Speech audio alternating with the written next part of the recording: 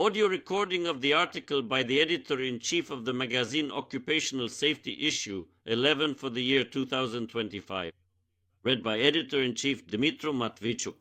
Dear readers, on October 28th, the newly established platform for public dialogue and reform in the field of labor safety, created by public organizations, announced itself and held a roundtable dedicated to draft law number 14,030 on the fundamental principles of state supervision and control. Read the article in issue 11. The document adopted by the Verkhovna Rada of Ukraine in the first reading is presented as a step toward modernizing the control system, a transition from a punitive model to partnership, and concerns not only the field of labor safety. The idea is noble, but the discussion showed that the path to this partnership is fraught with risks.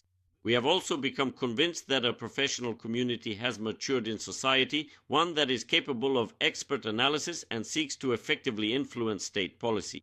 Taking this opportunity, I would like to note that the stated platform is specifically aimed at cooperating with interested central executive authorities, providing practical assistance in social dialogue in order to create laws and regulations that will be perceived by employers and employees as reasonable rules from which everyone will benefit, where control instruments will not be interpreted from a position of strength and will be fair to all participants in labor relations. What is most concerning is the combination in the mentioned draft law of the concepts of state supervision and voluntary audit in quotation marks.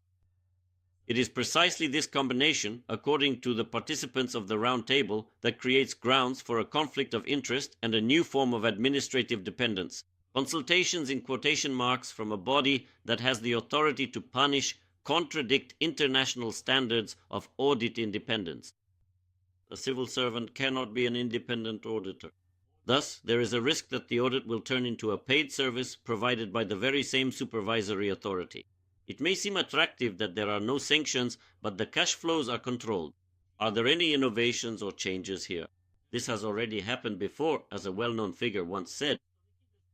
Representatives of the State Labor Service and the State Regulatory Service assured that the law is a framework one and the audit is voluntary. But this so-called voluntariness in our reality often turns into a mandatory recommendation, so to speak.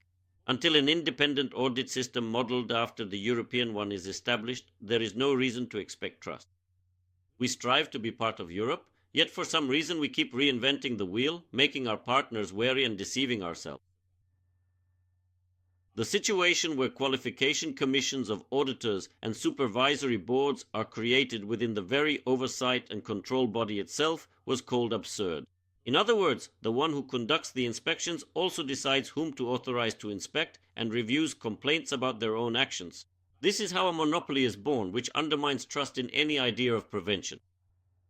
Businesses emphasize the danger of vague wording. A justified appeal? Or may cause harm? This is an invitation to arbitrariness. The list of grounds for unscheduled inspections must be exhaustive, and the suspension of activities should only occur in the presence of a direct threat to life. Trade unions, on the contrary, fear excessive delays in response. Waiting for a court decision to stop dangerous equipment means waiting for a tragedy.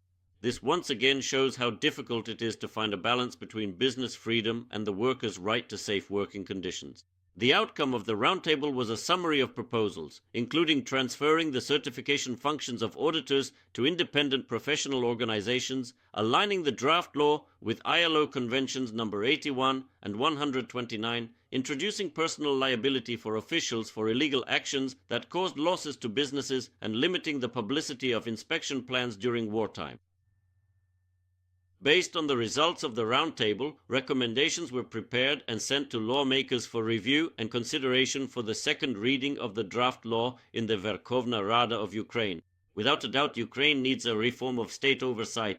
But a true reform is not just a new name for old practices. It is a change in philosophy. Oversight must be reasonable and inspire public trust, and therefore support and a willingness to comply conscientiously. As long as the authorities with the power to punish claim to be so-called auditors and advisors, we risk ending up not with partnership, but with a new form of manipulation. In other words, a veiled version of the same repressive format that we supposedly reject in words. Fight and you will overcome. Editor-in-Chief Dmitry Matvichuk,